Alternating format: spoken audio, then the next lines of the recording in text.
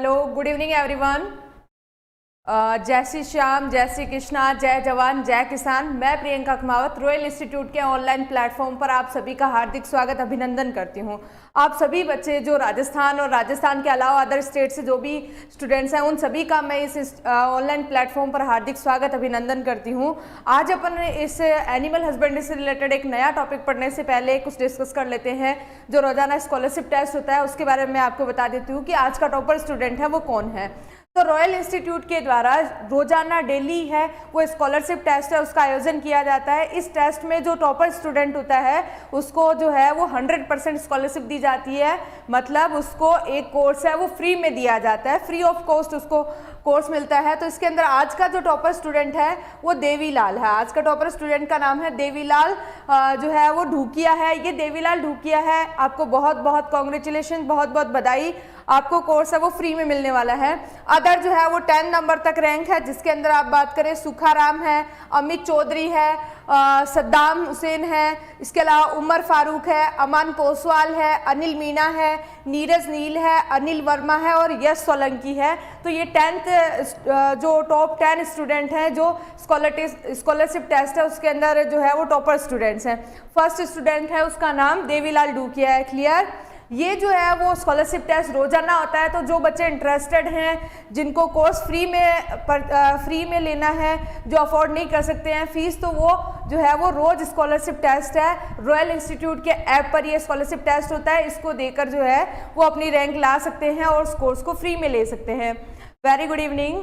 रितु यादव कह रहे हैं मैम गुड इवनिंग। हाँ चलिए अब अपन कुछ स्टूडेंट्स के नाम देख लेते हैं कौन कहाँ से हैं। नंदराम है, Ram Ram, PK Dhakar, Radhe Radhe, Suman, Radhe Radhe, Monica, very good evening. Govind, Baldev, good evening dear. Roshan, Sushil, Manoj, Pooja Chaudhary, Baldev. Syllabus क्या आता है मैम? सिलेबस जो है वो सारा रॉयल इंस्टीट्यूट का जो ऐप है उस पर दिया हुआ है। आप जाकर उसको खोलिए, वहाँ पर सारी चीज़ें आती हैं, सभी चीज़ें इन्फॉर्मेशन उसमें दी गई है। राहुल प्रजापति, जय माँ, Sneha Chaudhary, very good evening. Rahul Prajapati, जय माँ यादे, कौन सी माता जी हैं? सभी तरह की माताओं को जो है वो गुड इवनिंग, जय जय। चलिए अब अपन स्टार्ट करते हैं अपनी क्लास। अपनी क्लास स्टार्ट करने से पहले अपन देख लेते हैं आज का अपना टॉपिक क्या है। लास्ट क्लास 2 क्लास हैं उसके अंदर अपन मिल्क से रिलेटेड कुछ इंपॉर्टेंट पॉइंट्स है वो देख चुके हैं। सबसे पहला अपन ने देखा था अपना मिल्क है वो मिल्क क्या होता है, उसका क्या कंपोजिशन होता है, किन किन से मिलकर बना हुआ होता है। सबसे पहला जो टॉपिक था वो अपना यही था। दूसरा टॉपिक अपन ने देख लिया था जो है वो मिल्क के टाइप्स अपन ने देखे थे कि क्या क्या टाइप्स होते हैं, किस तरीके का दूध होता है, मार्केट में कौन कौन सा दूध मिलता है उसके बारे में अपन ने देख लिया था। तो ये दोनों चीज़ें हैं वो अपन ने लास्ट क्लास में देख ली थी। इसके अलावा मिल्किंग मेथड्स भी देख लिए थे, कैसे दूध बनता है, कैसे निकाला जाता है, ये सारी चीज़ें अपन ने लास्ट क्लास में देख ली है। मैं कुछ आप लोगों को बोलना चाहूँगी, कुछ बच्चे जो है वो कमेंट करते रहते हैं कि मैम पुराने जो टॉपिक अपन पढ़ चुके हैं उनसे रिलेटेड क्वेश्चंस हैं, उनसे रिलेटेड कुछ चीज़ें पूछते रहते हैं। तो मैं आपको बता दूं कि जो बच्चे नए हैं वो पुराने वीडियोस को भी साथ का साथ देखते रहें। जिससे रिलेटेड, जिस टॉपिक से रिलेटेड आपका क्वेश्चन होता है वो टॉपिक मैं आप लोगों को पढ़ा चुकी हूँ। तो मेरा यही कहना है आप लोगों से कि क्लास के अंदर जो टॉपिक चल रहा है उससे रिलेटेड क्वेश्चन पूछें और जो टॉपिक पढ़ा दिया गया है उस टॉपिक के अंदर आप जाके देखिए, वहाँ पर मैंने आपको हर एक चीज़ आपको डिटेल में बताई है।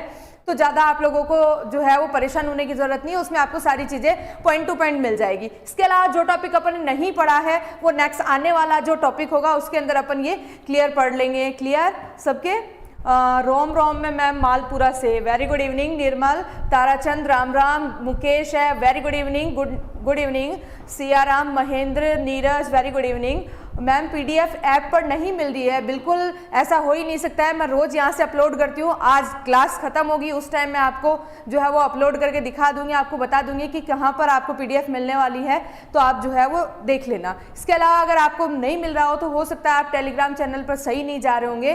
तो जो आपका वीडियो चल रहा है इसका जो डिस्क्रिप्शन बॉक्स है उसके अंदर टेलीग्राम चैनल का लिंक दिया हुआ है, उस पर आप रॉयल इंस्टीट्यूट ऑफ उदयपुर का टेलीग्राम चैनल है, उस पर जाकर आपको पीडीएफ मिल जाएगी। बाकी सभी को मिल रही है शायद। हाँ very good evening Hira Lal, पूजा। चलिए अब अपन अपनी क्लास को स्टार्ट करते हैं। मिल्क के बारे में अपन डिस्कस कर रहे थे। आज अपना जो टॉपिक है वो आता है दूध संसाधन, जिसे मिल्क प्रोसेसिंग कहते हैं, और दूध की गुणवत्ता एवं परीक्षण, मतलब मिल्क की क्वालिटी को कंट्रोल करने के लिए कौन कौन से टेस्ट किए जाते हैं, मिल्क की प्रोसेसिंग कैसे की जाती है ताकि उसको ज़्यादा से ज़्यादा टाइम तक स्टोर किया जा सके। इन सब के लिए अपन क्या करते हैं, मिल्क की प्रोसेसिंग करते हैं। तो अपन इसके बारे में पढ़ने वाले हैं। तो चलिए देखिए, फर्स्ट अपन बात करते हैं, ये दो टॉपिक हैं आज की क्लास में अपने, जिसमें से पहला टॉपिक अपने आने वाला है दूध संसाधन, जिसे मिल्क प्रोसेसिंग कहा जाता है। कौन से सब्जेक्ट से क्वेश्चन आते हैं उसके अंदर बच्चों पूरा दिया हुआ है, जो ऐप है उस पर जाके आप देखना, उसके अंदर दिया हुआ है कि कौन कौन सा टॉपिक है वो आने वाला है, सब्जेक्ट वाइज टॉपिक आते हैं उसके अंदर, सारी चीज़ें आपको क्लियर समझ में आ जाएंगी। शिक्षा नगरी कोटा से प्रणाम, Lakhan very good evening, Chetan very good evening, Ocean Jaipur से very good evening. Ma'am JET form की डेट आगे बढ़ेगी क्या? बिल्कुल बढ़ेगी। जो है वो अभी क्या हुआ, थोड़े ही बच्चे हैं जिन्होंने एग्ज़ाम का फॉर्म भरा है, साथ ही साथ लॉकडाउन भी लगा हुआ है, तो पूरे चांसेस हैं जेट के एग्ज़ाम की डेट बढ़ने के। तो ज़्यादा चिंता नहीं करें, जिनके यहाँ पर लॉकडाउन लगा हुआ है, जो फॉर्म नहीं फिलअप कर पा रहे हैं वो थोड़ा सा वेट करें, डेट आगे बढ़ेगी। चलिए अब अपन, हाँ, रोग, पशुओं के रोग भी मैं ज़रूर पढ़ाऊँगी आप लोगों को, सारी चीज़ें पढ़ाऊँगी, चिंता नहीं करें बिल्कुल भी आप। हाँ देखिए, अब अपन बात करते हैं, आज का जो अपना टॉपिक है वो है मिल्क प्रोसेसिंग, जिसे दूध संसाधन कहा जाता है। दूध का कैसे कैसे प्रोसेसिंग की जाती है, दूध की प्रोसेसिंग क्यों करते हैं। सबसे पहला अपन देखें कि जब दूध को फैक्ट्री पर लाया जाता है तो उसको क्या करते हैं, उसको ज़्यादा फैक्ट्री पर लाने से पहले ही उसको प्रोसेसिंग की जाती है, कुछ फैक्ट्री पर लाने के बाद की जाती है। जैसे दूध को ज़्यादा टाइम तक स्टोर अगर रखना है तो उसकी क्या करते हैं, प्रोसेसिंग करते हैं, अलग अलग तरह से उसकी प्रोसेसिंग की जाती है, उसे ही क्या कहते हैं, दूध संसाधन कहते हैं। दूध की प्रोसेसिंग है वो किन किन तरीकों से की जा सकती है वो अपन देखते हैं। तो 4 तरीके होते हैं दूध संसाधन के, मिल्क प्रोसेसिंग के। फर्स्ट अपन देखते हैं पाश्चुरीकरण।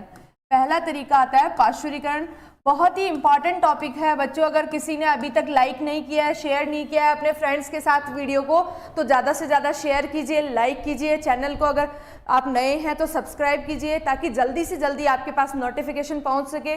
जो भी क्लासेस होती हैं, कुछ बच्चे देखते ही रह जाते हैं कि पता नहीं मैम क्लास कब होती है। रोज़ यहाँ पर 2-4 स्टूडेंट्स ऐसे होते हैं कि मैम आपकी क्लास कब स्टार्ट होती है, बायोलॉजी की क्लास कब होती है। तो उन बच्चों को मैं बता दूँ कि उनके अंदर थोड़ा सा सुनने में यही प्रॉब्लम रह जाती है कि वो चैनल को सब्सक्राइब नहीं कर पाते हैं, जिसके कारण उनको पूरा नोटिफिकेशन नहीं मिल पाता है। तो ज़्यादा से ज़्यादा मेरा आप लोगों को यही कहना है कि वीडियो को जो है वो चैनल को सब्सक्राइब करें, वीडियो को ज़्यादा से ज़्यादा लाइक करें, ताकि सभी तरह के नोटिफिकेशन आपको मिल पाए टाइम पर और आप क्लास है उसमें टाइम पर पहुंच सकें। हाँ ये देखिए, दूध संसाधन है वो 4 तरीके से होता है। पहला आता है पाश्चुरीकरण, जिसे इंग्लिश में पाश्चुराइजेशन कहते हैं। तो दोनों सेम से ही वर्ड है, ज़्यादा याद रखने में प्रॉब्लम नहीं आएगी। दूसरा अपन बात करते हैं, दूसरा जो आता है वो आता है निर्जमीकरण। दूसरा जो प्रोसेसिंग आती है मिल्क की वो आती है निर्जमीकरण, जिसे दूध जो है जीवाणु हनन के नाम से भी जाना जाता है, या फिर इंग्लिश में इसे कहते हैं स्टेरिलाइजेशन। तो ये 2 तरह की चीज़ें हो गई। फिर तीसरा अपन बात करते हैं, तीसरी प्रोसेसिंग आती है, उसके अंदर आता है दूध को ठंडा करके रखना, या दूध का अवशीतन अपन उसको हिंदी में कह सकते हैं, या चिलिंग ऑफ मिल्क होता है, ये दूध का अवशीतन हो गया। और फोर्थ जो आता है मिल्क प्रोसेसिंग में, उसे क्या कहा जाता है, दूध का समांगीकरण कहते हैं। तो 4 तरीकों से दूध को जो है वो अलग अलग तरीकों से प्रोसेस करके उसको ज़्यादा समय तक स्टोर करके रखा जा सकता है। अलग अलग दूध को स्टोर करने की कैपेसिटी अलग अलग होती है। इन सभी के बारे में अपन विद इमेजेस डिस्कस करेंगे कि कैसे कैसे दूध को स्टोर करके कितने टाइम के लिए, कितने टेम्परेचर पर जो है वो अधिक समय तक सुरक्षित करके रखा जा सकता है। अजमेर में तो बारिश हो रही है मैम, बहुत अच्छा। हमारे यहाँ उदयपुर में बारिश नहीं हो रही है।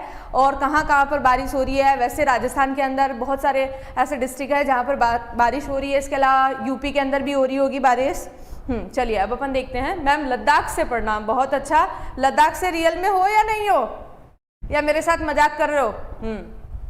ओके चलिए अब अपन बात करते हैं दूध संसाधन के अंदर ये जो चारों प्रोसेसिंग के जो टाइप्स आते हैं, इनके अंदर अपन एक एक करके डिस्कस करेंगे कि कैसे कैसे इसके अंदर क्या किया जाता है। चलिए अपन बात करते हैं। फर्स्ट आता है पाश्चुराइजेशन, जिसे पाश्चुरीकरण प्रोसेस कहते हैं।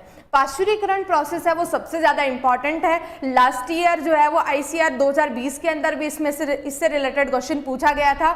इसके अलावा BHU के अंदर है, जेट एग्जाम में है, एग्रीकल्चर सुपरवाइजर में भी इसमें से जो है वो 95 95% तक एक क्वेश्चन जो है वो जरूर पूछा जाता है। अगर मिल्क से रिलेटेड कोई 2-4 क्वेश्चन आते हैं तो उनके अंदर इस प्रोसेसिंग से सबसे ज़्यादा क्वेश्चन पूछे जाते हैं, क्योंकि इनके अंदर जो है वो तापमान पूछा जाता है एग्जाम के अंदर कि इन चारों में से तापमान जो है वो किस तापमान पर दूध को कितना गर्म करके रखते हैं और इनकी जो है वो प्रोसेसिंग की जाती है।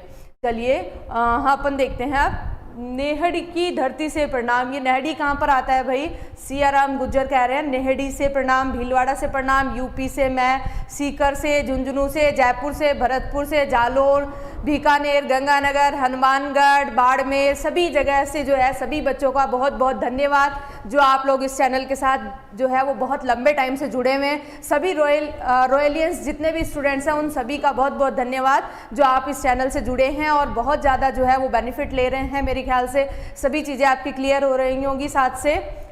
चलिए अब अपन देखते हैं। आज मौसम बहुत ख़राब है। अरे भाई पता चल गया, गाना तो नहीं गा सकती मैं, आज मौसम बड़ा बेईमान है, गाना गा रहे हैं विजय प्रकाश। चलिए देखिए, हाँ पाश्चुरीकरण है, इसका मतलब क्या होता है?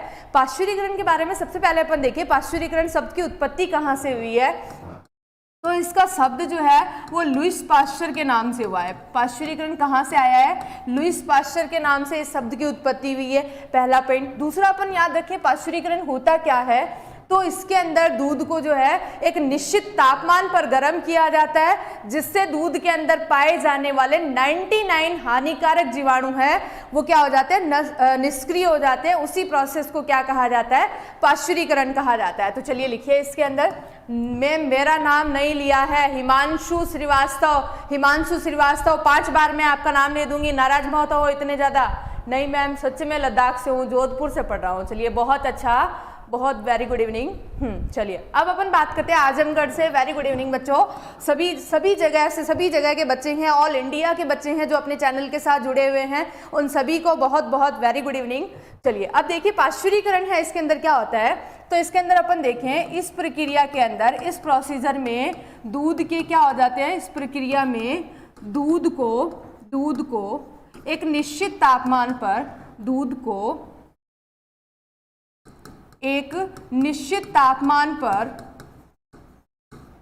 को एक निश्चित ताप पर निश्चित समय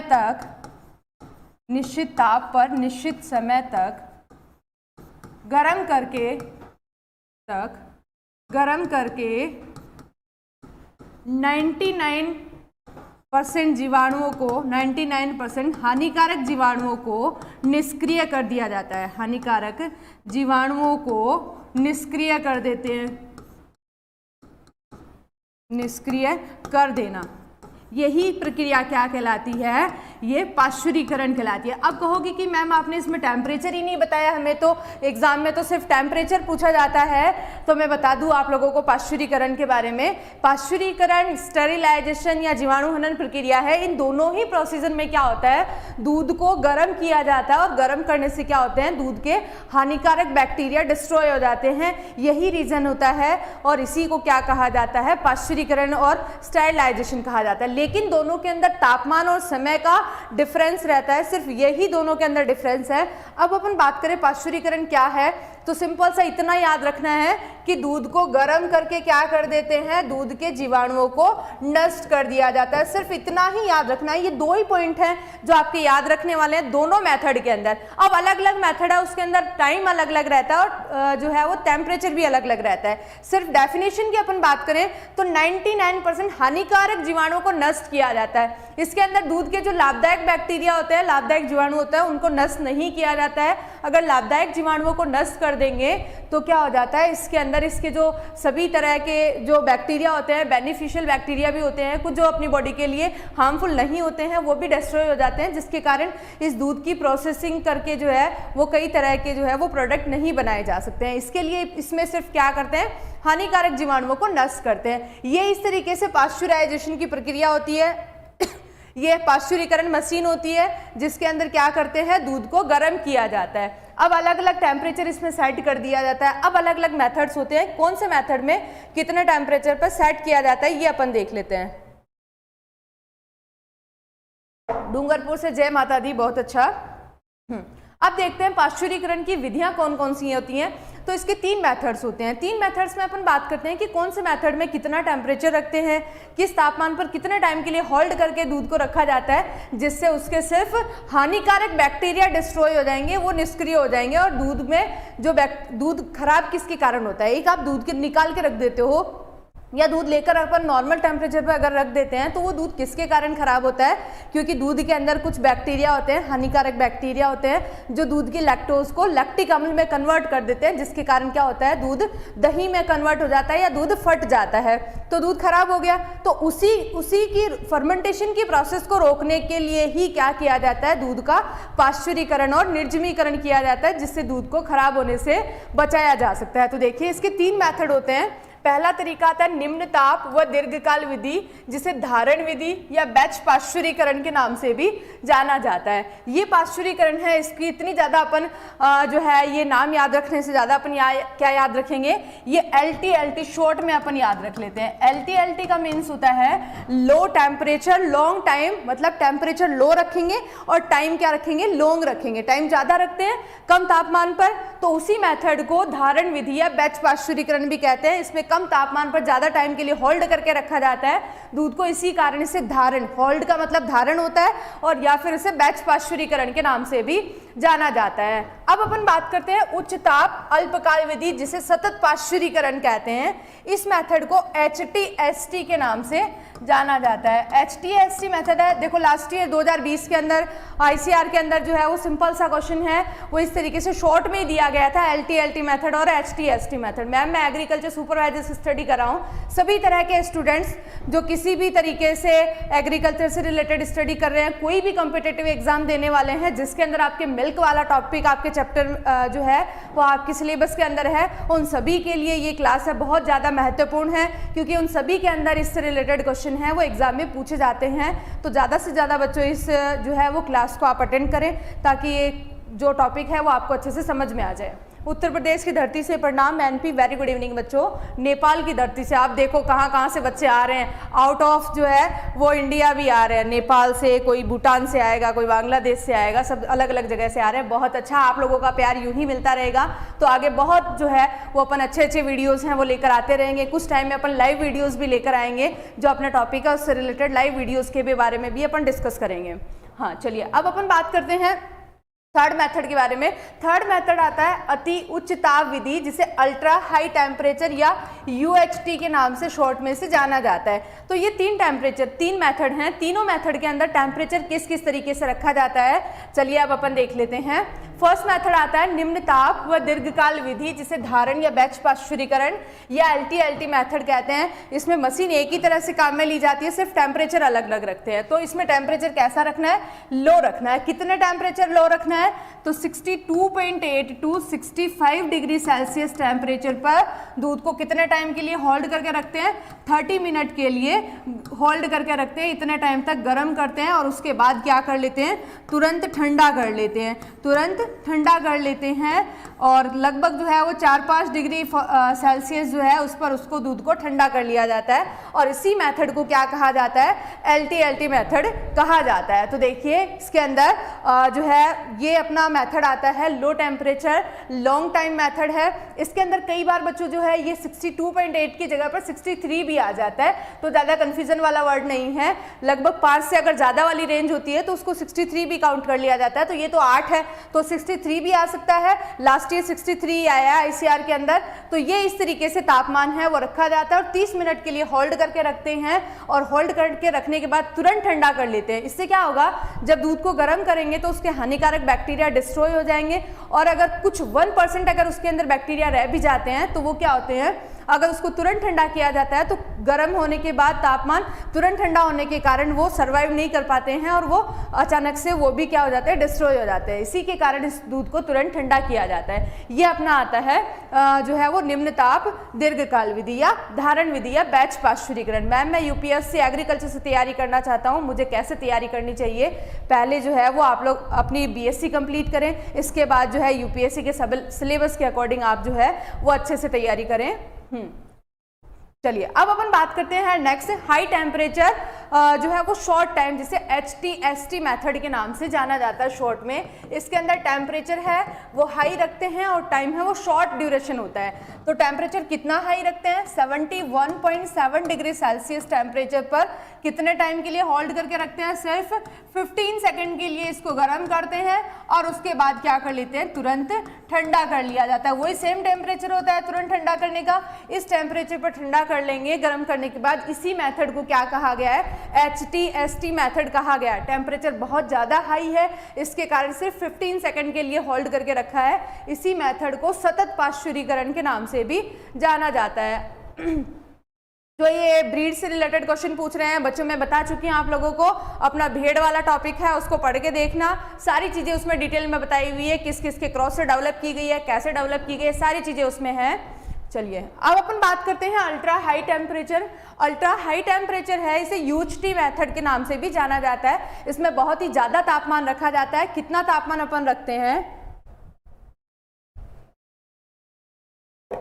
देखिए इसमें कितना तापमान रखते हैं, बहुत ज़्यादा। कितना होगा, तो 135 से 150 डिग्री सेल्सियस टेम्परेचर पर दूध को गर्म करते हैं। कितने टाइम के लिए, 1 to 5 सेकेंड के लिए दूध को गर्म किया जाता है और उसके बाद तुरंत ठंडा कर लेते हैं। इसी मेथड को क्या कहा जाता है, UHT मेथड या अल्ट्रा हाई टेम्परेचर के नाम से जाना जाता है। एग्जाम में इनकी डेफिनेशन से ज़्यादा चीज़ जो है वो इम्पॉर्टेंट है, वो क्या है, किस तापमान पर कितने टाइम के लिए होल्ड करके रखते हैं, यही चीज़ एग्जाम में पूछी जाती है। बता दूँ मैं, सभी तरह के कॉम्पिटिटिव एग्जाम हैं, चाहे MSc से रिलेटेड प्री PG का एग्जाम हो, चाहे किसी भी तरीके से जो है वो JET का एग्जाम हो, ICR का एग्जाम हो, BHU का हो, चाहे एग्रीकल्चर सुपरवाइजर का हो, सभी तरह के एग्जाम्स में इससे रिलेटेड, तीनों से रिलेटेड क्वेश्चन पूछे जाते हैं। बिल्कुल लगती है।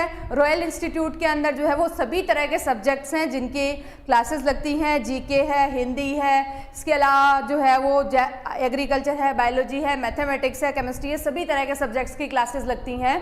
बिल्कुल लगती हैं। आपको जो कोर्स चाहिए, आप रॉयल इंस्टीट्यूट का ऐप है उसको डाउनलोड कीजिए प्ले स्टोर से, वहाँ पर सारी जानकारी आपको मिल जाएगी। आपको जो चाहिए वो चीज़ मिल जाएगी।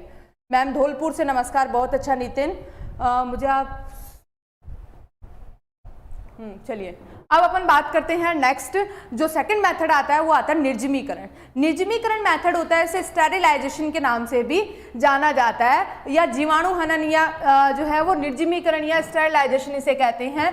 इस मेथड के अंदर क्या होता है, सेम चीज होती है। इसके अंदर भी दूध को गर्म किया जाता है एक निश्चित तापमान पर, और जो है वो एक निश्चित समय के लिए गर्म किया जाता है और उसके बाद तुरंत ठंडा कर लेते हैं। लेकिन इसमें दूध का तापमान इतना रखा जाता है, इतना टेम्परेचर रखते हैं, जिसके कारण जो है वो दूध के अंदर पाए जाने वाले हानिकारक प्लस लाभदायक दोनों तरह के बैक्टीरिया उनके जीवाणुओं और बीजाणुओं सहित नष्ट हो जाते हैं, उनके स्पोर्स के साथ नष्ट हो जाते हैं।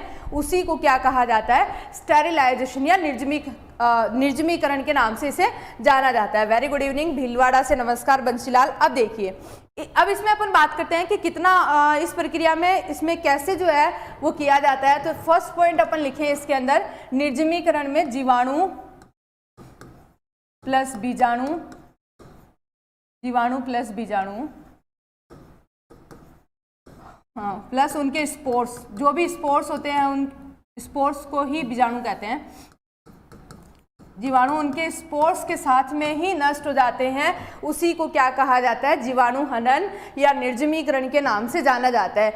पाश्चुरीकरण में क्या था, सिर्फ जीवाणु नष्ट हो रहे थे, वो भी हानिकारक जीवाणु नष्ट हो रहे थे, जबकि इसके अंदर लाभदायक प्लस हानिकारक दोनों तरह के बैक्टीरिया हैं, वो उनके स्पोर्स के साथ में डिस्ट्रॉय हो जाते हैं। इसी मेथड को क्या कहा जाता है, जीवाणु हनन या निर्जमीकरण कहा जाता है। एग्जाम में ऐसा क्वेश्चन पूछा जाता है कि पाश्चुरीकरण प्रोसेस क्या है। फर्स्ट ऑप्शन आता है जीवाणु नष्ट करना, सेकंड ऑप्शन आता है बीजाणु नष्ट होना, थर्ड ऑप्शन आता है जीवाणु प्लस बीजाणु दोनों नष्ट होना, फोर्थ ऑप्शन आता है इनमें से कोई नहीं। तो क्या है, पाश्चुरीकरण सिर्फ जीवाणुओं को नष्ट करना है, वो भी हानिकारक जीवाणुओं को। सेकंड क्वेश्चन निर्जमीकरण के बारे में पूछा जाता है, हानिकारक जीवाणु नष्ट होना सेकंड पूछा जाता है, सेकंड ऑप्शन आता है हानिकारक बीजाणु नष्ट होना, थर्ड ऑप्शन आता है हानिकारक जीवाणु प्लस बीजाणु दोनों नष्ट होना, फोर्थ ऑप्शन आता है हानिकारक प्लस लाभदायक जीवाणु उनके बीजाणुओं सहित नष्ट हो जाना। यही क्या कहलाता है, निर्जमीकरण या जीवाणु हनन प्रोसेस कहलाता है। अब अपन बात करते हैं इसके अंदर किस तापमान पर दूध को गर्म करते हैं, कितना गर्म करते हैं जिनसे उनके जीवाणु प्लस बीजाणु दोनों नष्ट हो जाते हैं। तो देखिए इसके अंदर जो है वो दूध को कितने तापमान पर कितने टाइम के लिए गर्म करते हैं। तो देखिए इसके अंदर दूध को 112 से 115 डिग्री सेल्सियस तापमान पर कितने टाइम के लिए, सिर्फ 30 मिनट के लिए इसको गर्म किया जाता है। और गर्म करने से इनके हानिकारक प्लस लाभदायक दोनों तरह के बैक्टीरिया है उनके स्पोर्स के साथ डिस्ट्रॉय हो जाते हैं। इसी मेथड को क्या कहा जाता है, जीवाणु हनन या निर्जमीकरण या स्टेरिलाइजेशन के नाम से जाना जाता है। ये मेथड होता है, इसके अंदर जो है वो ये सभी तरह के बैक्टीरिया नष्ट हो जाएंगे। लाभदायक बैक्टीरिया भी अगर नष्ट हो जाएंगे तो जो बॉडी के लिए अपने जो है लाभदायक बैक्टीरिया होते हैं वो अगर नष्ट हो जाएंगे तो अपन क्या नहीं बना सकते हैं। इस दूध का इस तरीके से जो तैयार किया गया दूध है इसकी क्या हानि होती है, पनीर और दही नहीं बना सकते हैं, क्योंकि पनीर में भी एंजाइमेटिक प्रोसेस होती है। तो पनीर व दही नहीं बना सकते हैं, इस स्टेरिलाइज मिल्क का दही नहीं बना सकते। तो ये इसके लिए हानि होती है, ये चीज़ इसके प्रोडक्ट्स हैं वो नहीं बनाए जा सकते हैं। जो फर्मेंटेड प्रोडक्ट होते हैं बैक्टीरिया नष्ट हो जाएंगे तो इस कारण ये नहीं बनाए जा सकते हैं। ये अपना हो गया निर्जमीकरण। इसके अलावा अपन बात करें बेनिफिट क्या होता है इसका, तो इस दूध का क्या बेनिफिट होता है। इस दूध के अंदर क्या होता है, अगर ज़्यादा टाइम तक इसको होल्ड करके रखा जाता है ज़्यादा टेम्परेचर पर, तो इसके अंदर जो कॉम्प्लिकेटेड जो अवयव होते हैं वो क्या होते हैं, जैसे फैट होती है, फैट ग्लोब्यूल्स होते हैं, वो छोटे छोटे कणों में डिस्ट्रॉय हो जाते हैं, छोटे छोटे कणों में टूट जाते हैं। इसके कारण क्या होता है, बच्चे जो है वो आसानी से पचा सकते हैं, बच्चे आसानी से इस दूध को पचा सकते हैं, आसानी से पचा सकते हैं, आसानी से डाइजेस्ट कर सकते हैं।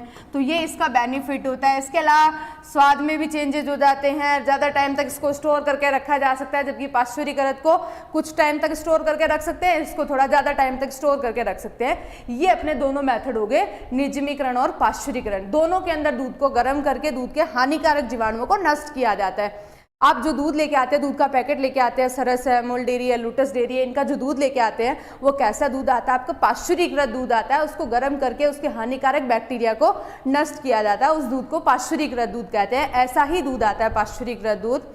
चलिए अब अपन बात करते हैं नेक्स्ट दूध का अवशीतन, जिसे चिलिंग ऑफ मिल्क के नाम से जाना जाता है इंग्लिश में। अब इसके अंदर क्या होता है, दूध को चिल करके रखना है, उसको ठंडा करके रखना है, कूल करके रखना है। तो इससे क्या होगा, अगर दूध या फिर किसी भी चीज़ की अपन बात करें जिनके अंदर कम टेम्परेचर होता है, लो टेम्परेचर होता है, उस टेम्परेचर पे क्या होता है, बैक्टीरिया की ग्रोथ नहीं होती है या फिर बहुत ही धीमी गति से होती है, जिसके कारण वो किसी भी प्रोडक्ट को खराब नहीं कर पाते हैं। तो अपन एक तो गर्म करके तो बैक्टीरिया को डिस्ट्रॉय कर देंगे तो पदार्थ खराब नहीं होगा, एक अपन क्या करेंगे उसको ठंडा करके रखेंगे तो भी बैक्टीरिया की ग्रोथ नहीं होगी, जिसके कारण भी अपन फूड को स्टोर करके रख सकते हैं। तो दोनों ही प्रोसेस होते हैं वो दूध के साथ किए जा सकते हैं। तो गर्म करने वाला प्रोसेस अपन ने देख लिया, अब अपन बात करते हैं ठंडा करने वाला। इससे क्या होगा, बैक्टीरिया की ग्रोथ नहीं होगी। बैक्टीरिया की ग्रोथ किस टेम्परेचर पे होती है, तो 10 से 40 डिग्री सेल्सियस टेम्परेचर होता है। इस तापमान पर बैक्टीरिया जो है वो अधिक ग्रोथ करते हैं। बैक्टीरिया की ग्रोथ कैसी होती है, बहुत ही ज़्यादा होती है, ज़्यादा ग्रोथ करते हैं। तो इस तापमान से कम रखेंगे अपन, तो लगभग जो है लगभग कितने तापमान पर अपन जो है इसको रखते हैं, जिससे क्या होगा, दूध जो है वो दूध ठंडा करके अपन इसको स्टोर करके रख सकते हैं। ठंडा करके कैसे रख सकते हैं, तो फ्रिज टेम्परेचर होता है, नॉर्मल फ्रिज टेम्परेचर अपन जानते हैं 4 से 5 डिग्री सेल्सियस होता है, उस तापमान पर दूध को अपन स्टोर करके रख सकते हैं। तो दूध को जो है अपन रेफ्रिजरेटर में जब स्टोर करते हैं तो कितने टाइम के लिए स्टोर करके रख सकते हैं, आप सभी जानते हैं लगभग 10 से 12 घंटे तक अपन दूध को अगर पड़ा रखे रहेंगे फ्रिज में तो वो खराब नहीं होता है। तो सेम यही चीज़ है, आपको ज़्यादा इसमें याद रखने वाला पॉइंट ही नहीं है, अपने को अपना फ्रिज याद रख लेना है। तो इसमें 4 डिग्री सेल्सियस तापमान पर दूध को कितने टाइम के लिए स्टोर करके रख सकते हैं, 10 से 12 घंटे तक सुरक्षित करके रखा जा सकता है। ये टेम्परेचर ठंडा होता है और ठंडे तापमान पर बैक्टीरिया की ग्रोथ नहीं होती है, रख सकते हैं। कम तापमान पर बैक्टीरिया की ग्रोथ नहीं होती, किस तापमान पर ज़्यादा ग्रोथ होती है, 10 से 40 डिग्री सेल्सियस तापमान पर बैक्टीरिया है वो अधिक ग्रोथ करते हैं। तो इससे कम तापमान अपन रखेंगे तो ज़्यादा टाइम के लिए इसको स्टोर करके रख सकते हैं। यही मेथड क्या कहलाता है, दूध का अवशीतन कहलाता है। मैम आज थोड़ा लेट हो गया, लेट नहीं होना बच्चों, थोड़ा सा आप लोगों के लिए ही अच्छा है, अगर टाइम पे पढ़ोगे तो सारी चीज़ें जो है वो अच्छे से समझ में आ जाएंगी। चलिए अब अपन बात करते हैं नेक्स्ट, ये दूध का अवशीतन है वो इस तरीके से टैंक होते हैं जिनके अंदर दूध दूध का अवशीतन किया जाता है। ये अलग अलग दूध की कैपेसिटी के अकॉर्डिंग है। अलग अलग डेयरी प्लांट्स होते हैं, उनके अंदर अलग अलग साइज़ के होते हैं, अलग अलग शेप के होते हैं। एक छोटा सा शेप मैंने आपको दिखाने की कोशिश की है, शायद आपको समझ में आ गया होगा। इस तरीके से दूध को स्टोर करके रखा जा सकता है अलग अलग जगह पर। जैसे आप देखते हैं, आप डेयरी, छोटी मोटी कोई डेयरी होती है, वहाँ पर जो होते हैं वो रेफ्रिजरेटर होते हैं, वहाँ पे भी कूलिंग का सिस्टम होता है, उनके अंदर भी दूध को ठंडा करके रखा जाता है। तो इससे बैक्टीरिया नष्ट तो नहीं होंगे, लेकिन उनकी ग्रोथ नहीं होगी, जिसके कारण दूध को अपन स्टोर करके रख सकते हैं। चलिए अब बात करते हैं अपन दूध का समांगीकरण, जिसे दूध का होमोजिनाइजेशन कहा जाता है। होमोजिनाइजेशन क्या होता है? ये दूध का समांगीकरण या होमोजिनाइजेशन का मतलब होता है दूध में पाई जाने वाली जो वसा गोलिकाएं होती हैं उनको छोटे छोटे कणों में विभाजित किया जाता है, ताकि जब दूध को स्टोर किया जाता है, जब उसको इकट्ठा किया जाता है, तो हिलने के कारण, क्योंकि वसा का अपेक्षित घनत्व कम होता है, जिसके कारण वो ऊपर आ जाती है और जो है वो नीचे वाले दूध में फैट कम रह जाती है। तो उसको पूरे दूध में समान रखने के लिए क्या किया जाता है? एक लेयर के रूप में नहीं आए, दूध का समांगीकरण किया जाता है। आप देखते हैं, एक तो आप डेयरी से दूध लेके आते हैं, गाय का फ्रेश दूध निकाला हुआ लेके आते हैं, तो आप देखते होंगे उसके ऊपर जो है वो फैट ग्लोब्यूल्स हो जाती है, छोटी छोटी जो है वो गोलिकाएं आ जाती है, या थोड़ा टाइम अपन पड़ा रखते हैं तो उसके ऊपर क्या आ जाती है? दूध के ऊपर वसा की एक लेयर आ जाती है। वो किसके कारण आती है? दूध के अंदर क्योंकि वसा गोलिकाओं के रूप में उपस्थित होती है, इसके कारण एक लेयर आ जाती है। लेकिन जो आप डेयरी वाला दूध लेके आते हैं, जो सरस डेयरी है, अमूल डेयरी है, इस तरह का पैकेट वाला दूध लेके आते हैं, तो उस तरह के दूध को होमोजेनाइज किया हुआ होता है। उस दूध को अगर आप रखते हैं तो उसके अंदर आप देखते होंगे कभी भी उसके ऊपर लेयर नहीं आती है। कारण क्या हो रहता है? क्योंकि वो वसा गोलिकाएं हैं, उनको छोटे छोटे कणों में विभाजित किया गया है। वही क्या कहलाता है? दूध का समांगीकरण कहलाता है। तो लिखिए इसके अंदर, इस विधि में, इसमें दूध की वसा गोलिकाओं को, इसमें दूध की वसा गोलिकाओं को छोटे छोटे कणों में, वसा गोलिकाओं को छोटे छोटे कणों में विभाजित कर दिया जाता है। कणों में विभाजित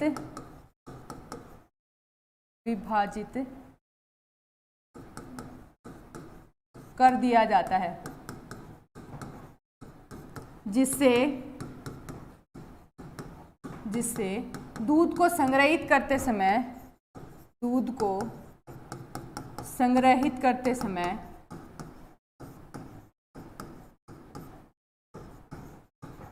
वसा की परत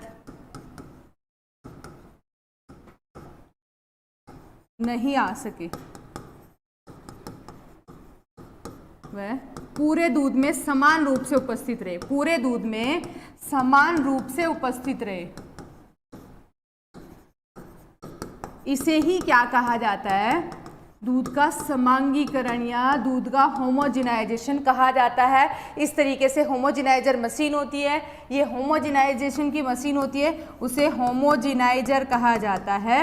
इस मशीन के अंदर दूध को जो है वो डाला जाता है और इस मशीन के अंदर डालकर इसमें से गुजारा जाता है। तो इतना प्रेशर लगता है जिसके कारण वसा गोलिकाएं छोटे छोटे कणों में विभाजित हो जाती है। अब अपन बात करें कि प्रेशर कितना लगता है, तो इसके लिए मशीन का, होमोजिनाइजर मशीन है, उसका दबाव है वो 2000 से 2500 पाउंड प्रति वर्ग इंच के हिसाब से दबाव डाला जाता है, जिससे क्या होता है? प्रति वर्ग इंच इतना दबाव डालने से वसा गोलिकाएं छोटे छोटे कणों में विभाजित हो जाती हैं और एक लेयर के रूप में नहीं आती हैं। उसे ही क्या कहा जाता है? समांगीकरण कहा जाता है। बुद्धि धाकड़, बहुत बहुत अच्छा, वेरी गुड इवनिंग, नमस्ते। आप, मेरी पहली क्लास है। अगर बच्चों अच्छा लग रहा हो तो ज़्यादा से ज़्यादा वीडियो को लाइक कीजिए। अगर आप चैनल पर नए हैं तो चैनल को सब्सक्राइब कीजिए, ताकि सभी नोटिफिकेशन है क्लासेस के वो आप लोगों को मिल सके टाइम पर। चलिए लिख लिया सबने? ये अपना आता है दूध का समांगीकरण। ये 4 तरह की प्रोसेस थी जिनके थ्रू अपन क्या करते हैं?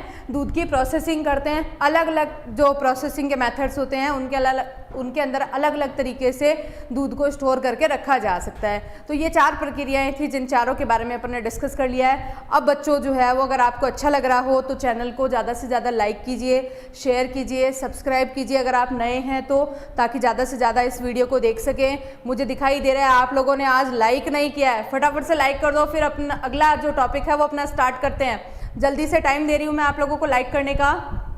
ऐप पर एजी सुपरवाइजर की क्लास का टाइम है ना, ऐप पर सारी चीज़ें दी हुई है। बच्चों आप इतना ज़्यादा कंफ्यूज होने की ज़रूरत ही नहीं है, आप ऐप को खोलकर देखिए। वहाँ अगर कोई जो है वो 5th क्लास का बच्चा भी होगा, वो भी अगर ऐप खोल के देखेगा तो उसको भी पूरी जानकारी जो है वो ऐप पर बिल्कुल क्लियर मिल जाएगी। तो आप लोग तो सब पढ़े लिखे हैं, आप खोल के देखिए, सारी चीज़ें दिख जाएगी आपको। हिंडोन सिटी से मैम हरे कृष्णा, बहुत बहुत जो है वो आपको गुड इवनिंग। हरे कृष्णा, आप मनराज दीवाना को जानते हो क्या? अरे इधर देखो, पहले क्लास में पढ़ लो, फिर अपन इंट्रोडक्शन देखेंगे। अब अपना जो अगला टॉपिक है वो आता है दूध की गुणवत्ता एवं परीक्षण। मिल्क की क्वालिटी को कंट्रोल कैसे किया जाता है, कैसे उसकी टेस्टिंग करते हैं, उनके बारे में अपन डिस्कस करते हैं। तो क्वालिटी कंट्रोल के लिए क्या क्या टेस्ट होते हैं, उन सब के बारे में अपन देखने वाले हैं। तो फर्स्ट अपन बात करते हैं, ये टेस्ट होते हैं वो किसके नाम से जाने जाते हैं? चबूतरे के नाम से जाने जाते हैं। कोटा से नमस्कार शिवानी, वेरी गुड इवनिंग बच्चों। हाँ चलिए, चबूतरे के परीक्षण या प्लेटफॉर्म टेस्ट क्या होते हैं? तो इसके अंदर अपन बात करें, जब दूध को फैक्ट्री पर लाया जाता है तो उसकी किसी भी तरह से प्रोसेसिंग से पहले क्या की जाती है, उसकी टेस्टिंग की जाती है। जब अपन फैक्ट्री पर अलग अलग जगह पर से देखो दूध को इकट्ठा करके लाया जाता है, तो अगर उसको सारे को मिक्स कर देंगे तो क्या हो जाएगा, कौन सा दूध खराब है, कौन सा दूध जो है वो अच्छा नहीं है, उसका पता नहीं चलेगा और सारा दूध जो है वो खराब हो जाएगा। तो इससे बचने के लिए क्या करते हैं, फैक्ट्री पर मिल्क की प्रोसेसिंग की जाती है।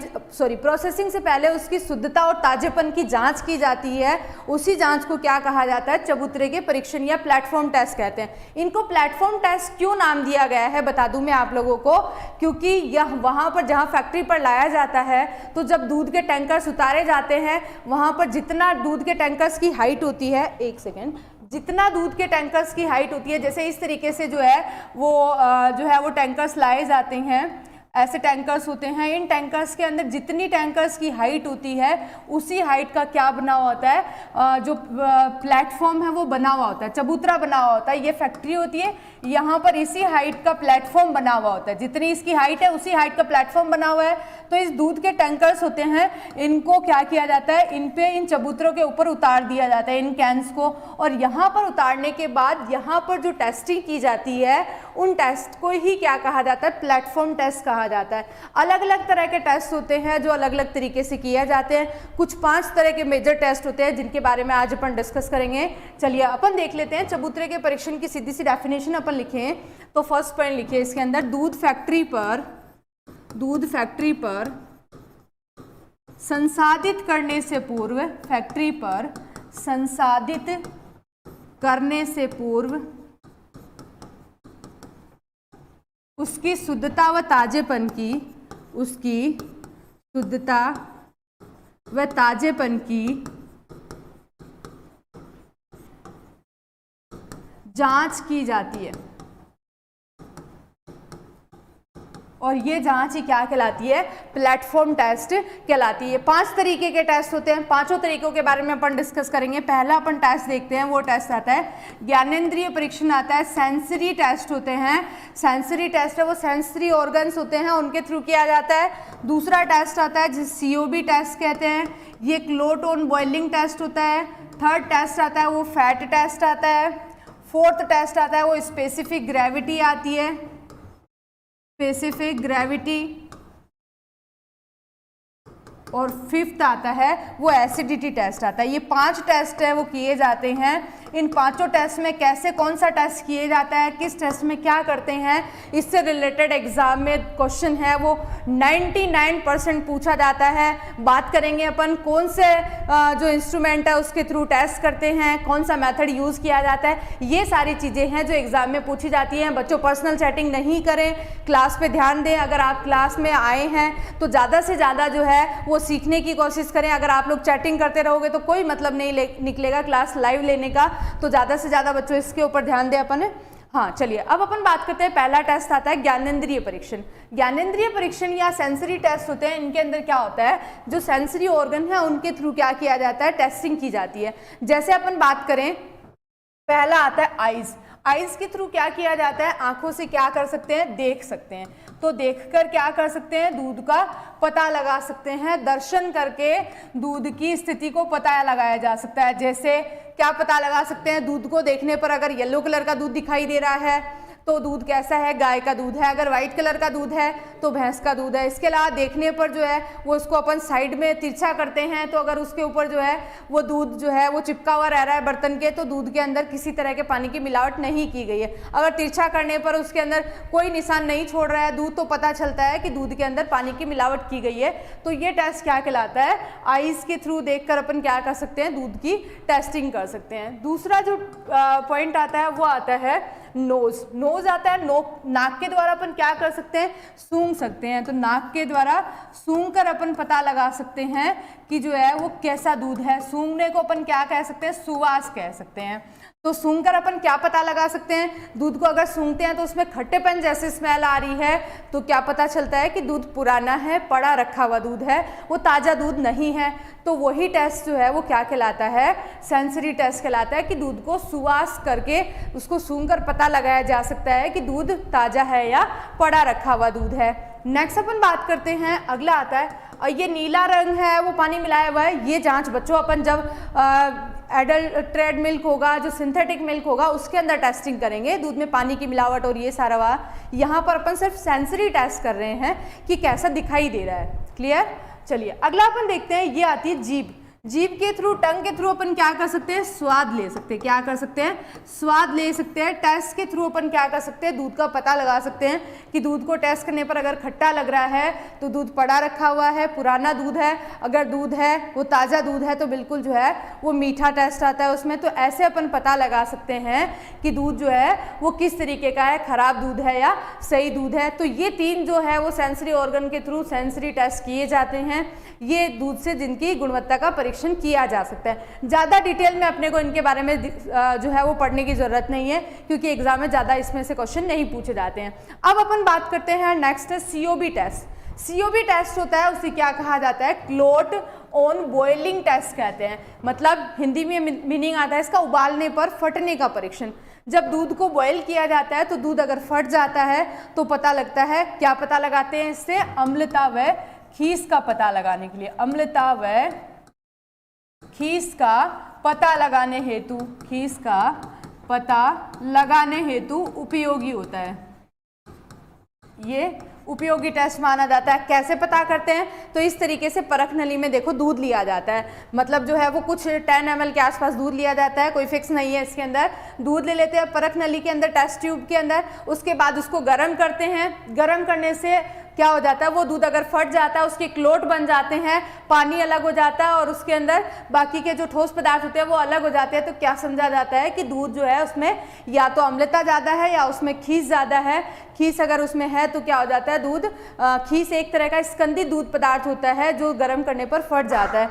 तो इसका पता इसको फटने पर लगाया जा सकता है। इसी के कारण इस टेस्ट को क्या कहा जाता है, क्लोट ऑन बॉइलिंग टेस्ट कहा जाता है। इस टेस्ट को करते हैं जब क्या किया जाता है, किसी भी तरह के टेस्ट को करे, चाहे ये टेस्ट करे चाहे कोई भी टेस्ट करे, तो दूध को अच्छे तरह से मिक्स किया जाता है, दूध को मिलाया जाता है। और दूध को मिलाने का जो यंत्र होता है उसे मिल्क प्लंजर कहा जाता है। दूध घोलने या मिलाने का यंत्र, घोलने या मिलाने का जो यंत्र है वो क्या कहलाता है, जिससे दूध के सारे जो न्यूट्रिएंट्स होते हैं वो आसानी से दूध में घुल जाएं।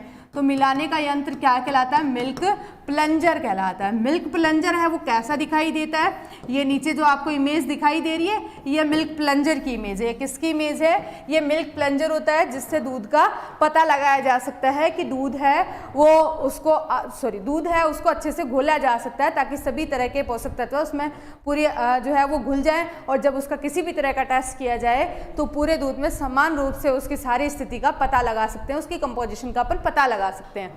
अब अपन बात करें कि दूध में अम्लता कितनी होती है, तो पहले वैसे अपन पढ़ चुके हैं, दूध में अम्लता है वो 0.14 से 0.16 होती है। 0.14 से 0.16 पाई जाती है, ये दूध में अम्लता होती है। तो इसका पता लगाने के लिए और खीस का पता लगाने के लिए क्या करते हैं, दूध का क्लोट ऑन बॉइलिंग टेस्ट करते हैं। भवानी सर की क्लास बच्चों अभी ऐप पर चल रही है, जब भी यूट्यूब पे होगी तो आप लोगों को बता दिया जाएगा। हाँ चलिए अब अपन बात करते हैं, नेक्स्ट आता है अम्लता परीक्षण।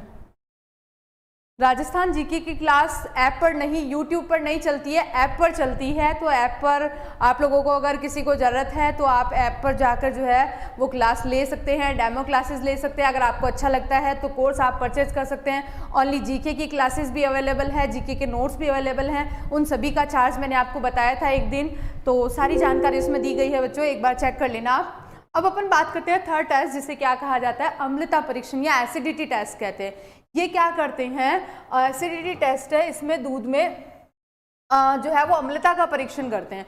दूध में अम्लता है वो अपन ने देखी, नेचुरल एसिडिटी 0.14 से 0.16 होती है। अब बात करते हैं इसके अंदर एसिडिटी है वो कितने तरह की होती है। तो एसिडिटी दो तरह की होती है, प्राकृतिक अम्लता और विकसित अम्लता। प्राकृतिक अम्लता है इसे नेचुरल एसिडिटी कहते हैं, ये नेचुरल एसिडिटी होती है। और जो डेवलप एसिडिटी होती है, विकसित अम्लता होती है, उसे डेवलप एसिडिटी कहा जाता है। ये किसके द्वारा डेवलप की जाती है, और नेचुरल एसिडिटी है वो किसके कारण होती है दूध में। तो नेचुरल एसिडिटी की बात करें कि दूध में कुछ इस तरह के अवयव पाए जाते हैं जिसके कारण एसिडिटी दूध में पाई जाती है। जैसे अपन बात करें कि दूध के अंदर जो है वो फॉस्फोरस है, कैसीन है, साइट्रेट लवण है। इसके अलावा दूध के अंदर जो है कार्बन डाइऑक्साइड गैस भी पाई जाती है। जब दूध को निकाला जाता है तो उसके अंदर तुरंत पश्चात उसके अंदर कार्बन डाइऑक्साइड भी पाई जाती है। इन सब के कारण दूध में नेचुरल एसिडिटी होती है। तो नेचुरल एसिडिटी में लिखिए, यह है दूध में कैसीन, इसके अलावा phosphate, citrate, phosphate, phosphate, phosphate, citrate लवण और CO2 के कारण होती है, ये इनके कारण दूध में नेचुरल एसिडिटी है वो पाई जाती है। तो इनके कारण नेचुरल एसिडिटी दूध के अंदर पाई जाती है। इसके अलावा अपन देखते हैं विकसित अम्लता या डेवलप एसिडिटी है वो किसके कारण डेवलप होती है। तो दूध को कुछ समय तक अपन पड़ा रखते हैं, जैसे दूध निकाला, सुबह 5 बजे भैंस का दूध निकाला, गाय का दूध निकाला, और उसको अपन ने 8 बजे तक 10 बजे तक गर्म नहीं किया है, तो दूध में जो है वो दूध फटेगा नहीं। क्यों नहीं फटेगा, क्योंकि दूध के अंदर ज़्यादा एसिडिटी डेवलप नहीं हुई है, कुछ एसिडिटी डेवलप हुई है उस 4-5 घंटे के दौरान जिस पर दूध फटता नहीं है। उसी एसिडिटी को क्या कहा जाता है, डेवलप एसिडिटी कहा जाता है, जो दूध में पाए जाने वाले बैक्टीरिया के कारण डेवलप कर दी जाती है। इस एसिडिटी को डेवलप एसिडिटी कहते हैं। तो लिखिए इसके अंदर, दूध को कुछ समय तक रखने पर, दूध को कुछ समय तक रखने पर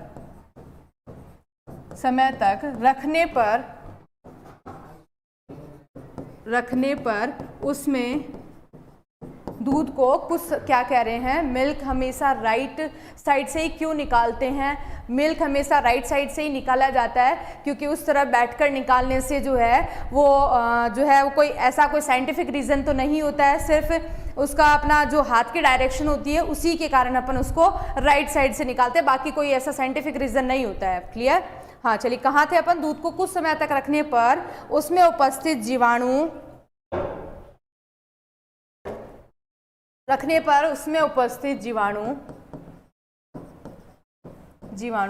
दुग्धम पर क्रिया करके, दुग्धम जो होता है वो लैक्टोज को कहते हैं, दुग्धम पर क्रिया करके उसे लैक्टिक अम्ल में कन्वर्ट कर देते हैं, उसे लैक्टिक अम्ल में परिवर्तित कर देते हैं। इसी के कारण क्या होता है, एसिडिटी बढ़ जाती है, परिवर्तित कर देते हैं। यही एसिडिटी है वो क्या कहलाती है, डेवलप एसिडिटी कहलाती है। कितनी पाई जाती है डेवलप एसिडिटी की अपन बात करें, डेवलप एसिडिटी दूध के अंदर कितनी पाई जाती है, तो 0.32 डेवलप एसिडिटी होती है, जबकि नेचुरल एसिडिटी है वो 0.14 से 0.16 होती है। ये नेचुरल एसिडिटी है और ये डेवलप एसिडिटी है। क्लियर सबके। बूंदी में बाढ़ आ गई भाई, पहली बारिश में ही बाढ़ आ गई। चलिए लिखिए इसमें, अभी डूबे तो नहीं हो कोई। अब अपन बात करते हैं, ये तो अपन ने एसिडिटी के टाइप देखे हैं, लेकिन एसिडिटी ज्ञात कैसे की जाती है, किस तरीके से इसको निकाला जाता है वो अपन डिस्कस करते हैं। तो उसके लिए जो मेथड यूज़ किया जाता है उस मेथड को क्या कहा जाता है? अनुमापन विधि कहा जाता है। इस मेथड को क्या कहते हैं? अनुमापन विधि कहते हैं। ये पूरी चीज़ें हैं आप डिटेल के अंदर 12th क्लास में पढ़ चुके हैं, पूरी टाइटेशन कर चुके हैं। इस टाइटेशन में कैसे क्या किया जाता है शॉर्ट में आप लोगों को बता देती हूँ, जो चीज़ एग्जाम में पूछी जाती है। तो सबसे पहला अपन बात करते हैं इसके अंदर क्या क्या मेथड होता है, इस मेथड के लिए क्या करते हैं। तो इसमें अम्लता ज्ञात करने के लिए 10 ml तो दूध लेते हैं। इसके अलावा इसके अंदर 1 ml फिनोफ्थलीन सूचक डाला जाता है, इंडिकेटर डाला जाता है, और उसके बाद में NaOH क्षार डालते हैं और उसको ड्रॉप करके डालते हैं। जब पिंक कलर आ जाता है दूध का तो क्या माना जाता है? स्थायी हो जाता है, तो उसकी रीडिंग को नोट कर लिया जाता है। वही रीडिंग क्या कहलाती है? एसिडिटी कहलाती है। तो अपन बात करें शॉर्ट में लिख लेते हैं, इस विधि में 10 ml दूध, एग्जाम में पूछा जाता है दूध का सैंपल कितना लेते हैं एसिडिटी ज्ञात करने के लिए। तो याद रखना इस विधि में 10 ml दूध, 1 ml फिनोफ्थलीन सूचक, ये इंडिकेटर इसलिए डालते हैं ताकि दोनों को अगर मिक्स किया जाता है अम्ल और क्षार को तो उदासीन होते हैं। उनकी उदासीन होने का पता किससे लगाते हैं? इंडिकेटर डालते हैं, तभी अपने को पता चलेगा कि उसका कलर चेंज हुआ है, बाकी अदरवाइज अपने को पता नहीं चलेगा। इसके लिए अपन 1 ml फिनोफ्थलीन इंडिकेटर डालते हैं और इंडिकेटर डालकर मिलाते हैं, सूचक मिलाते हैं तथा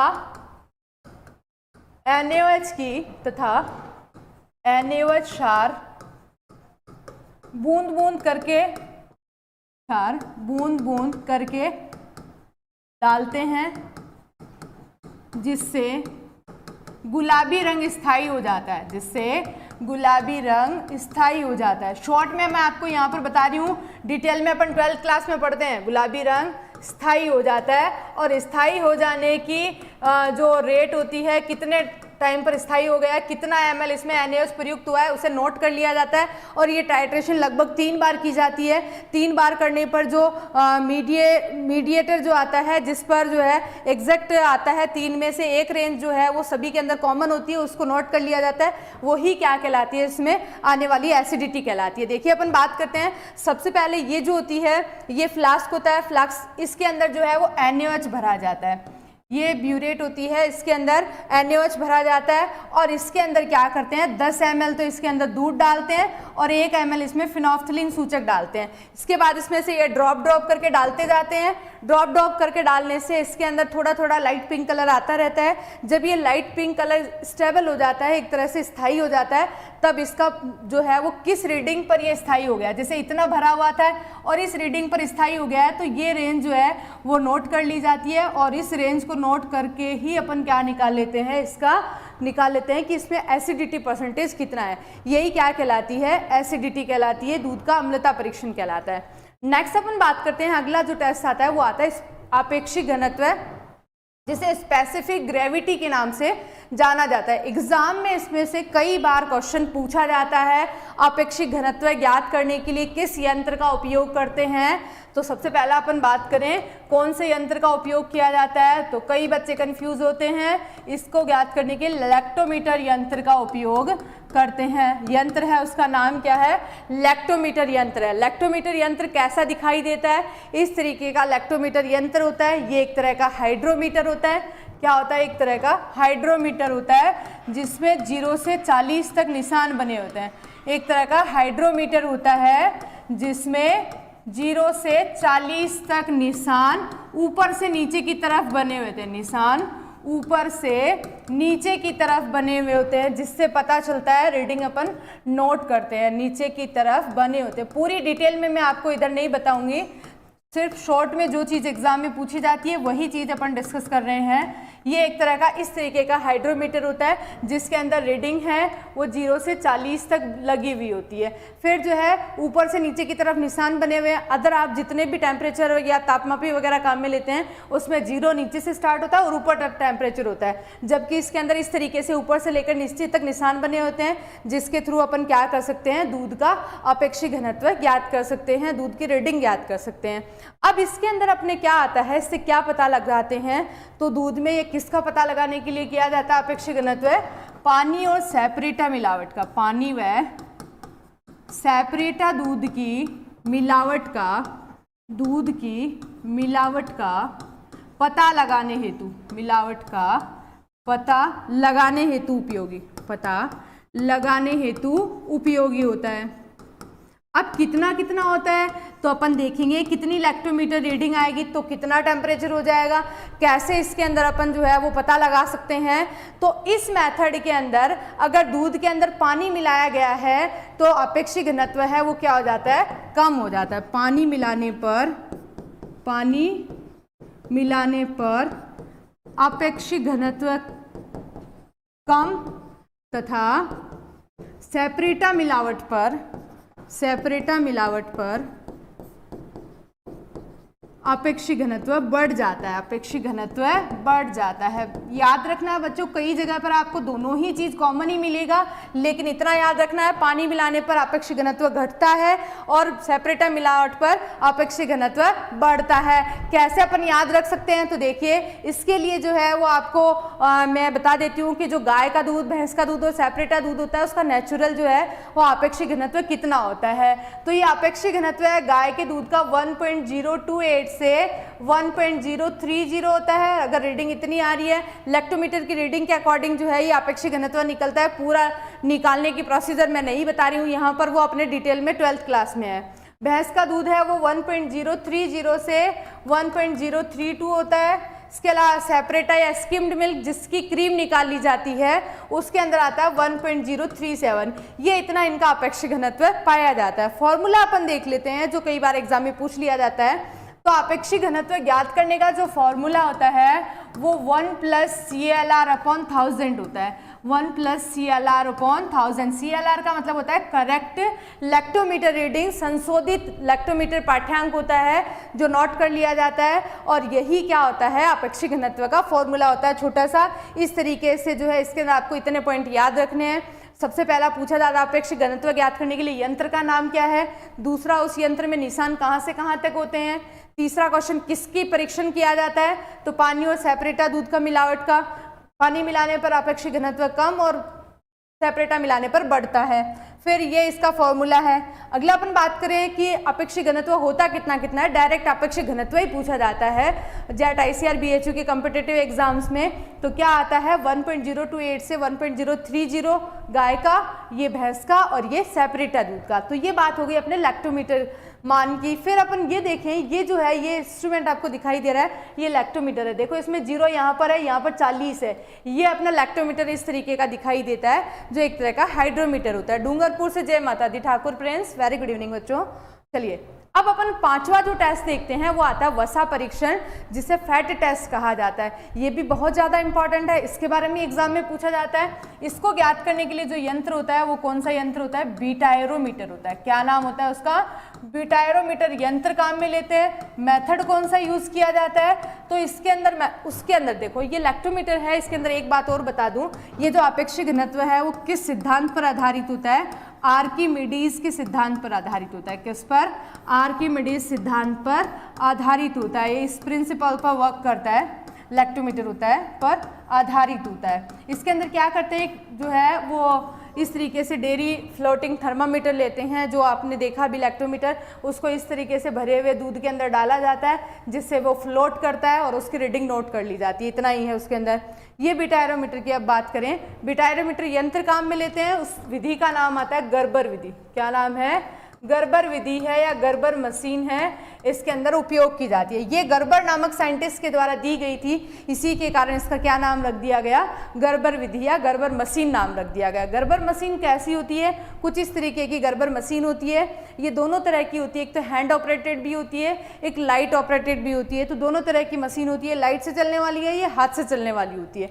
हाथ से चलती है वो हैंडल लगा हुआ है, ये लाइट से चलने वाली है तो वायर लगा हुआ।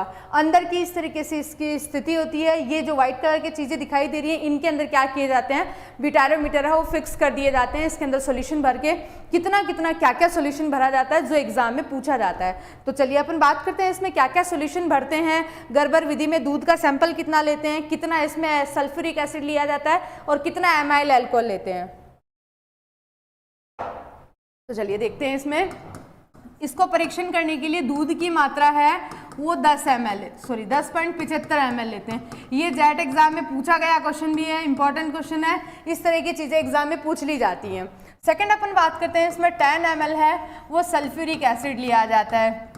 थर्ड अपन बात करते हैं इसके अंदर और क्या लिया जाता है, तो 1 ml एमाइल अल्कोहल लिया जाता है, 1 ml एमाइल अल्कोहल लिया जाता है। इन तीनों को जो है वो इतनी क्वांटिटी में लेते हैं और उसके बाद किस में भर दिया जाता है, इस बिटायरोमीटर के अंदर भर दिया जाता है और उसको स्टॉपर से बंद कर देते हैं। इसके बाद उसको सेक किया जाता है, हिलाया जाता है और हिलाने के बाद इस मशीन के अंदर फिट कर दिया जाता है। फिर इस मशीन को घुमाया जाता है। किस रेट से घुमाते हैं, तो इस मशीन को 1 मिनट में 1100 चक्कर होने चाहिए। 1 मिनट में 1100 चक्कर, 1100 राउंड होने चाहिए चक्कर प्रति मिनट की दर से। इसको प्रति मिनट की दर से 5 मिनट तक घुमाया जाता है। प्रति मिनट की दर से 5 मिनट तक घुमाते हैं और इससे क्या हो जाता है, इसके अंदर वसा की मात्रा निकलकर आ जाती है, जिससे अपने को पता चलता है। और इसके अंदर जो है वो 7 तक रीडिंग रहती है, 8 तक रहती है।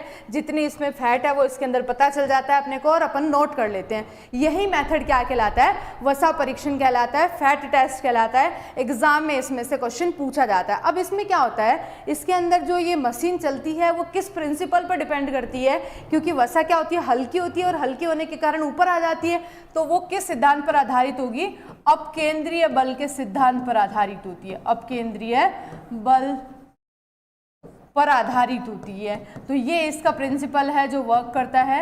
ये इतना अपने को इसमें याद रखना है। तो ये अपना फैट टेस्ट हो गया। याद रखने वाली मेजर चीजें हैं, इंस्ट्रूमेंट का नाम याद रखना है जो एग्जाम में कई बार पूछा जाता है। दूसरा मेथड का नाम पूछा जाता है। तीसरा कितना दूध का सैंपल लेते हैं, कितना इसमें सल्फ्यूरिक एसिड डाला जाता है, कितना इसमें एमाइल अल्कोहल डालते हैं और किस रेट से घुमाते हैं।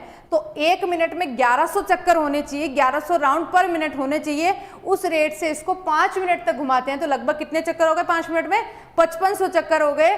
5500 चक्कर तक इसको घुमाया जाता है और जो है उससे क्या निकल के आ जाती है, दूध के अंदर फैट निकल कर आ जाता है। इसी टेस्ट को क्या कहते हैं, गर्बर विधि या गर्बर मेथड के नाम से भी जाना जाता है। तो ये अपना जो है वो सभी तरह के टेस्टिंग है वो अपन ने पढ़ ली है ऑलमोस्ट, जो अपने इसके अंदर आती है। इसके अलावा कुछ टेस्ट और आते हैं जो एग्जाम में पूछ लिए जाते हैं, उनके बारे में भी अपन डिस्कस कर लेते हैं। चलिए देखिए, 3 से 5 मिनट तक लगभग 5 मिनट तक घुमाते हैं।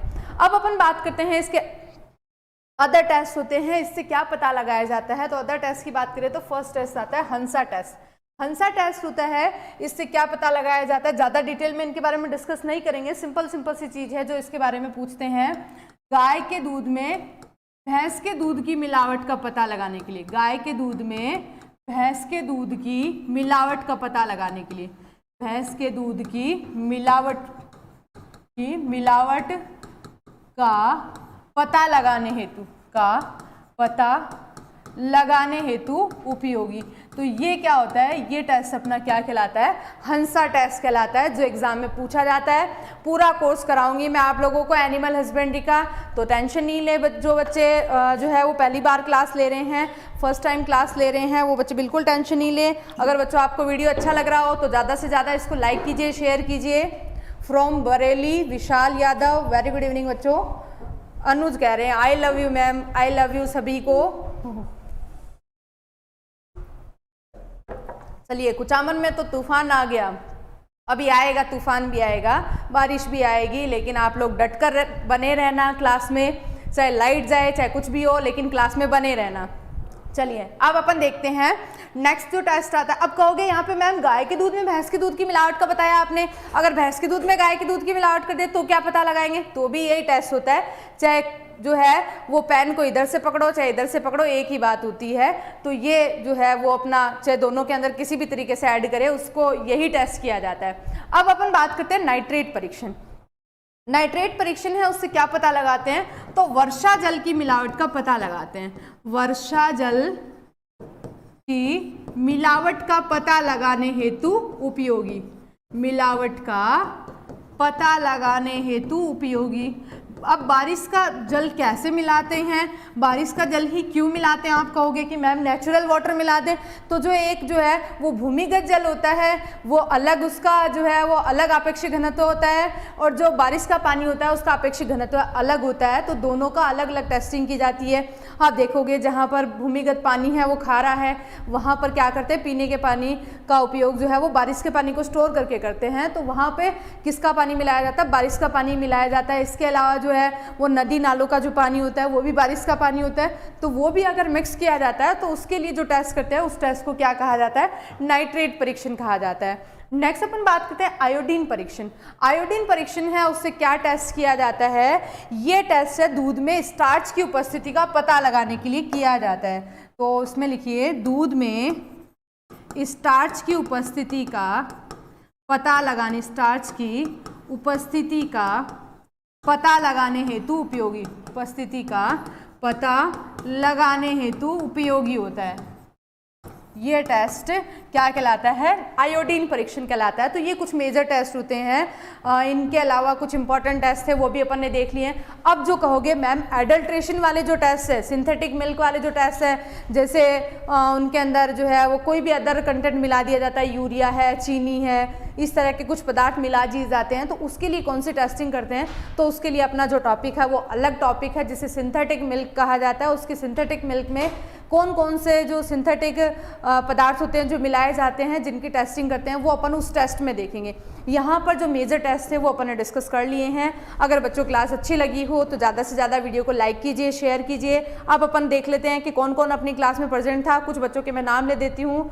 चलिए, Hariom, Suraj, Sunil, Sanwariya, Ganni Khan, Vijay, Sunil, Vicky, Ranveer, very good evening बच्चों। मैम अम्लता परीक्षण का ऐप में फॉर्मूला नहीं है, फॉर्मूला नहीं समझाया। अम्लता परीक्षण का फॉर्मूला ज़्यादा आपको समझने की ज़रूरत नहीं है। यहाँ पर जो है वो मैंने आपको सिंपल चीज़ें जो एग्ज़ाम में पूछी जाती है वही बताई हैं। अगर ज़्यादा पढ़ना हो तो 12th क्लास की क्लासेस हैं उनको लेना, वहाँ पर आपको पूरा क्लियर समझ में आ जाएगा। अगर फिर भी नहीं आए तो एक बार मेरे से पूछना, मैं आप लोगों के सभी डाउट्स है वो क्लियर कर दूँगी। ओके। फिर है रणवीर है, गणपत है, मोनिका, शुभम, अनीशा, आनंदी, अमन, प्रेम, फिर विक्रम, स्नेहा, सभी के नाम भी नहीं पढ़े जा रहे हैं मेरे से। चलिए मैम आप एग्रोनॉमी और हॉर्टिकल्चर का कोर्स भी कराएंगे? बिल्कुल करा दूंगी। आप लोगों का साथ इसी तरीके से बने रहेगा तो अपन सारे सब्जेक्ट्स का कोर्स है वो आसानी से कर लेंगे। कन्नौज से वेरी गुड इवनिंग बच्चों। चलिए, हॉर्टिकल्चर का कोर्स भी करवाओगे क्या? बिल्कुल करवाएंगे आप लोगों के। चलिए आज अपन